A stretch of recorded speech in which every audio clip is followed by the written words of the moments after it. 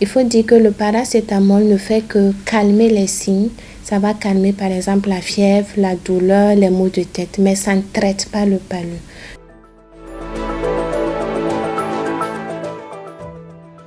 Nous avons été responsabilisés au district sanitaire de Bascuit en 2023. Et avant ça, nous étions responsables du centre médical de Tanguy d'Assouri. Les usages médicaux de Bourmugo aussi, nous avons fait 2 ans. Et avant cela, le CHU de Bogodogo. Nous avons également été responsables au centre médical urbain de Tenkodogo en tant que responsable maternité. Dans un français terre à terre, le paludisme est une maladie infectieuse. C'est une maladie qui est causée par un parasite. Et ce parasite est transmis à l'homme par la piqûre d'un moustique.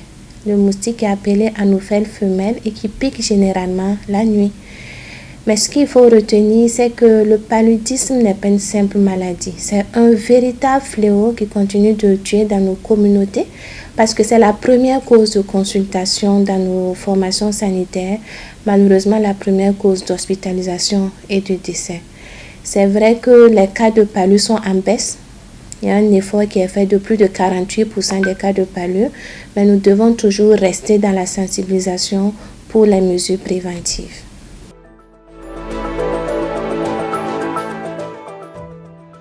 Alors, il y a des symptômes du paludisme. Nous pouvons citer d'abord la fièvre. La fièvre à plus de 37,5 degrés. On a des céphalées, il y a des frissons. Ça peut être associé aussi à des troubles digestifs, comme la douleur abdominale, il y a des diarrhées, il y a des vomissements, surtout chez les enfants. Il faut dire qu'il y a des formes aussi graves où nous pouvons avoir des signes comme de l'anémie sévère, des urines foncées et même des troubles de la conscience qui peuvent aller au coma. Pour savoir qu'on a le palu, nous avons des symptômes comme la fièvre. On a une température de plus de 37,5 degrés. On a des frissons. Il peut y avoir aussi des céphalées, c'est des maux de tête. On peut avoir mal au ventre. On peut avoir des vomissements, de la diarrhée. On peut avoir des vertiges. Il y a des signes graves aussi qu'on peut reconnaître comme des troubles de la conscience qui peuvent aller jusqu'au coma. On a de l'anémie sévère, ça veut dire qu'on commence à être un peu pâle, il n'y a plus beaucoup de sang dans le corps. Et puis on peut avoir des urines foncées. Donc c'est entre autres des signes du paludisme. Malheureusement, beaucoup de patients restent à la maison devant ces signes et prennent le paracétamol. Il faut dire que le paracétamol ne fait que calmer les signes. Ça va calmer par exemple la fièvre, la douleur, les maux de tête, mais ça ne traite pas le palu. Donc ce qui est conseillé, la première chose à faire, c'est de rejoindre un centre médical pour que nous puissions d'abord diagnostiquer le paludisme avant de proposer un traitement adéquat. Je pense que c'est par habitude malheureusement et facilement accessible, comme vous l'avez dit, que ce soit dans n'importe quel dépôt et également en matière de prix aussi. Mais malheureusement, ce qu'il faut savoir, c'est que le paracétamol qui n'est pas pris correctement aussi a des conséquences. Donc, c'est toujours bon d'aller en consultation, même pour le paracétamol qui doit être prescrit correctement.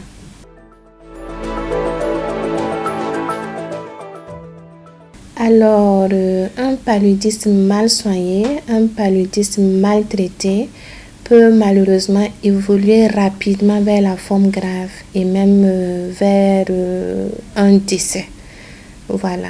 Parce que malheureusement, on reste à la maison avec les signes et si on y prend garde, le temps d'arriver à l'hôpital, si je prends l'exemple par exemple de l'anémie, vous voyez que pour traiter l'anémie, il faut du sang et ça devient très compliqué.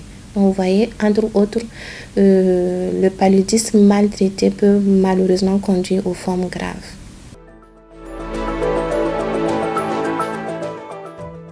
Malheureusement, on entend très souvent cette expression « j'ai un petit palu ». En réalité, il n'existe pas de petit palu. Alors, au début, comme je l'ai dit, on a de la fièvre, on a des céphalées qui sont très souvent calmées par exemple le paracétamol, comme on l'a dit. mais ça peut conduire malheureusement à des situations plus difficiles. Et ces formes graves, là, nous, on a des signes qu'on a classifiés, et je les citais tantôt, en autres. C'est vraiment les trous, par exemple, les urines foncées. Une fois qu'on a les urines foncées, c'est très compliqué. Ça veut dire qu'on a perdu beaucoup de sang. Et on a des troubles de la conscience. On peut avoir une baisse de la conscience ou bien même aller au coma. C'est comme s'évanouir et ne plus se réveiller. Ça, c'est des formes très graves. Voilà, il y a beaucoup de formes graves que nous pourrons encore citer.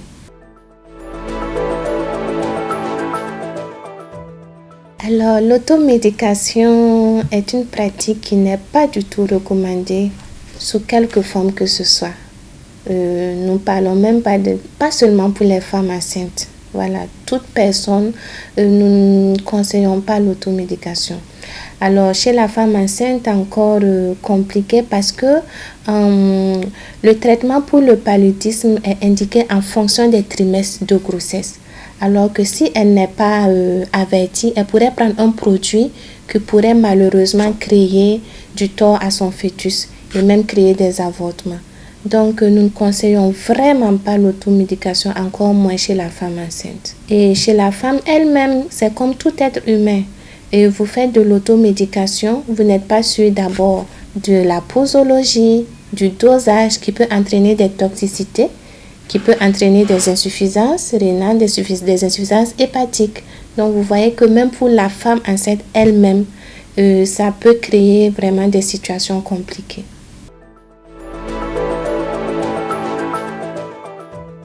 Scientifiquement, ce qu'on peut apporter comme élément de réponse, c'est que la soupe en général apporte une valeur nutritive, donc une valeur énergétique qui va peut-être permettre aux patients de mieux se sentir. Mais cette soupe-là ne peut pas remplacer le traitement médical contre le paludisme. Ça veut dire en plus de bien manger, on doit vraiment prendre le médicament contre le paludisme. C'est ce que je peux dire par rapport à cette question.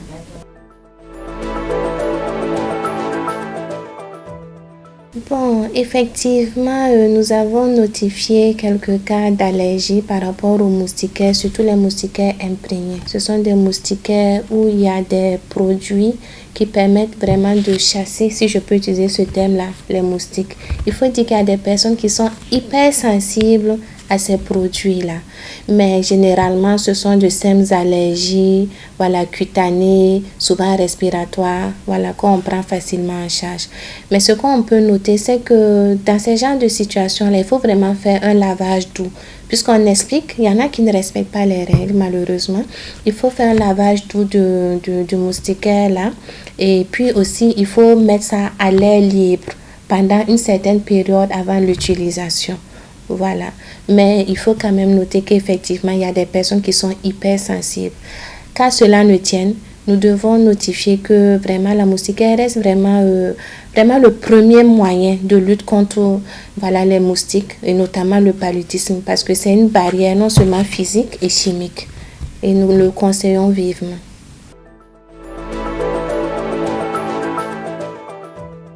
Effectivement, malheureusement, l'usage des moustiquaires est détourné dans nos communautés. Comme vous l'avez dit, nous les voyons dans les jardins, dans les maraîchages, alors que ce n'est pas fait pour ça. Est-ce que ce sont des stéréotypes? Est-ce que c'est la sensibilisation?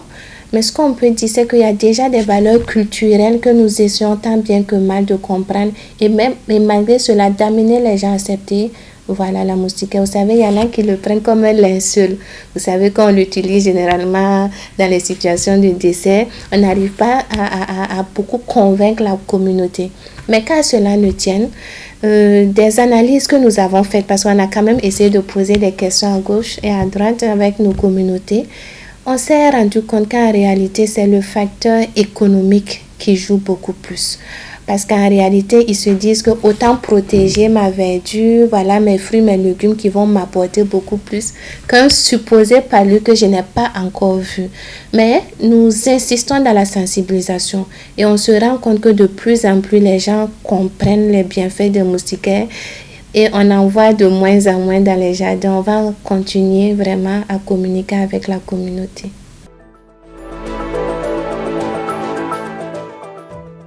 Effrayant, je dirais un cas qui m'a marqué.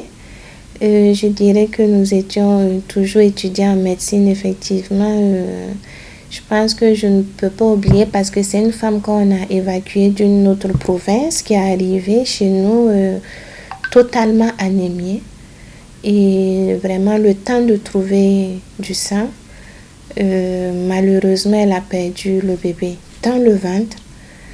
Et voilà, le temps de faire les interventions et tout, on s'est rendu compte que malheureusement, les reins ont déjà été touchés. Et non seulement on a perdu le bébé, on a perdu la femme. Et ça m'a beaucoup marqué. Je me suis dit, si on l'avait peut-être suivi en son temps les CPN, ça veut dire les consultations prénatales, parce qu'on s'est rendu compte dans son carnet, malheureusement, qu'elle n'a suivi aucune consultation. Donc, ça veut dire qu'elle n'a malheureusement pas pu bénéficier du traitement préventif intermittent que le gouvernement met gratuitement à disposition des femmes enceintes. Donc, c'est une situation vraiment qui m'a marquée. Mais on continue dans la sensibilisation. Je pense que les femmes comprennent de plus en plus le bienfait de ces traitements préventifs intermittents.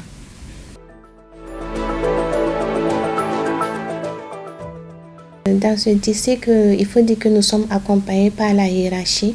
Voilà, notamment par le SPPALU. Il y a des directives claires dans la lutte contre le paludisme et la population vraiment nous accompagne. Alors déjà, il y a la gratuité des soins, comme nous le savons, voilà, chez la femme enceinte, chez les enfants. Il y a le traitement préventif intermittent aussi. C'est des molécules que le gouvernement voilà, a mis gratuitement voilà, pour protéger les femmes enceintes et notamment leurs bébés.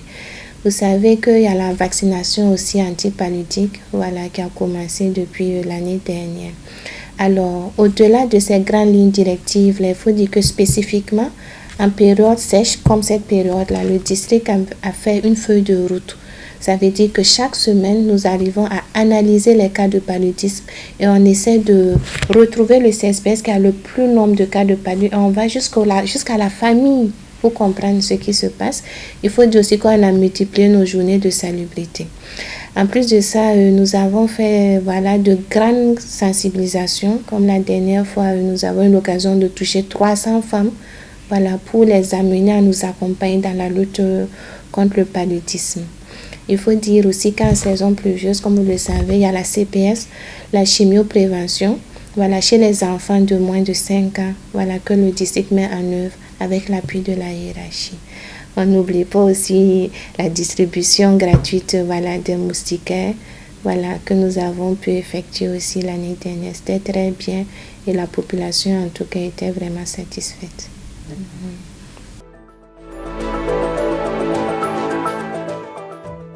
Nous sommes à l'orée de la saison pluvieuse.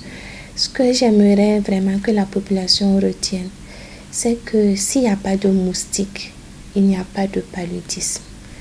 Ça veut dire que nous devons faire l'effort d'abord chez nous-mêmes, voilà, d'éviter par exemple les gîtes lavaires. Nous devons détruire les gîtes lavaires. Nous devons accepter les mesures préventives, les conseils que les agents de santé nous donnent.